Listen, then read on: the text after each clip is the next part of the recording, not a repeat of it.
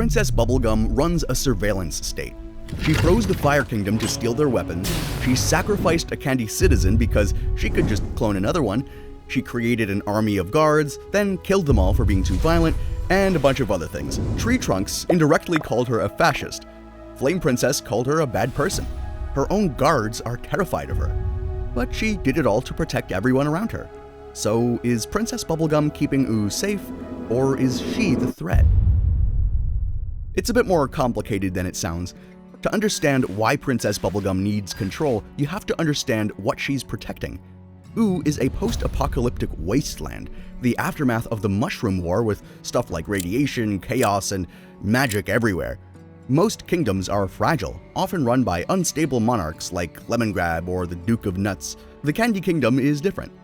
It exists because PB built it from the ground up, maintains it, and defends it against threats that should have destroyed it centuries ago. It runs on Nettie, her brother that is producing some candy juice stuff, which is effectively what allows the Candy Kingdom to exist. She built the entire kingdom around him to make sure he stays safe and protected, and to use his stuff to help everyone around him. And the show makes it clear she's genuinely good at keeping him protected. Early seasons establish PB as more than a damsel. In Dungeon, she saves Finn. In Lady and Peebles, she fights Ricardio hand-to-hand to rescue Finn and Jake. In Mortal Folly, before sending Finn to fight the Lich, she gives him a sweater she knitted and tells him, "I care about you, Finn." The Candy Kingdom thrives under her leadership because she can actually solve problems that would have destroyed other kingdoms. She also demonstrates that leadership isn't something that anyone could do. In Mortal Recoil, when she's nearly killed by the Lich's possession, her entire kingdom just collapses into panic. Or when the King of Ooh takes over in Season 6, he uses citizens for his personal gain whenever he can, and lets actual governing fall apart while he focuses on his image. It slowly deteriorates under someone who treats ruling like a hobby instead of a responsibility, and shows what happens when someone has the power but not the competence to rule. It really establishes that ruling isn't for everyone, and it really takes someone capable to do it the way she does. But here's where it gets complicated. When PB sees a problem, her solution is often to create life itself to fix that problem. In Goliad, she builds an immortal psychic heir from her own DNA, someone who can rule the Candy Kingdom after she's gone. Smart plan. Except Goliad immediately takes PB's values to extremes and starts using mind control on Finn and the Candy Children to keep them in line. The two friends take the curious Sphinx to a preschool, where Finn builds an obstacle course. Jake introduces her to the other children, but is dismayed to find that they are extremely unruly and poorly behaved. Jake is forced to yell at the children to make them stop assaulting him. Later, Goliad imitates Jake's harsh discipline, yelling at the children in an attempt at being a leader. At this, Finn scolds Goliad and suggests that she use her brain to lead instead of force.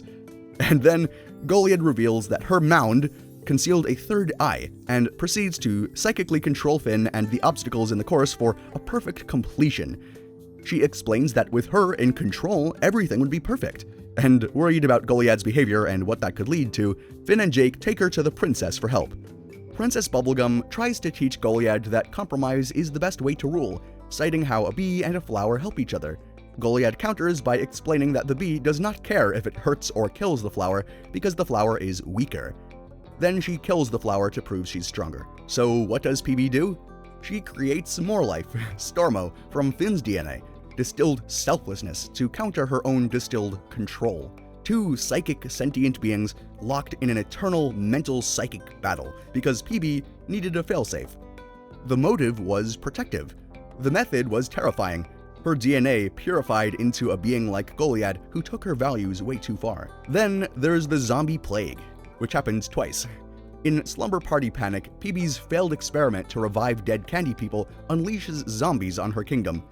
She handles it, but she makes Finn promise not to tell anyone the truth. Royal decree, keep it secret. In From Bad to Worse, it happens again.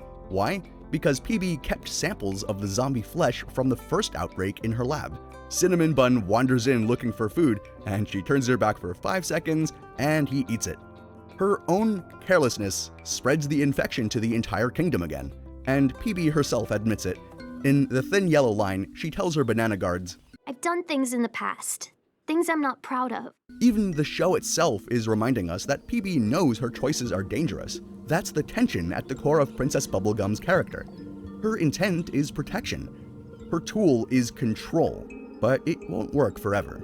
Every protector walks a fine line. For Princess Bubblegum, that line blurs until it kind of vanishes. The same instincts that made her kingdom safe also turn her into its biggest threat. Take her surveillance. In the cooler, PB manipulates Ice King into freezing the Fire Kingdom, disables the Fire Giants, and admits to bugging Cinnamon Bun. Flame Princess calls her a bad person for all this, and for once, PB doesn't even deny it.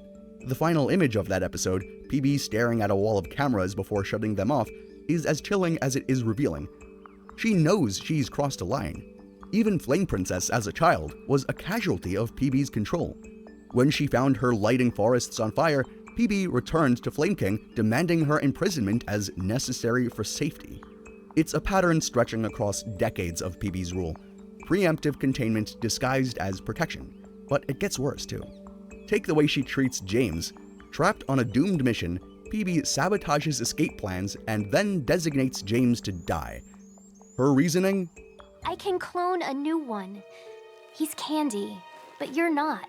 It's a little ruthless calculus. Candy citizens reduced to replaceable assets. James's loyalty is absolute. PB's loyalty is conditional.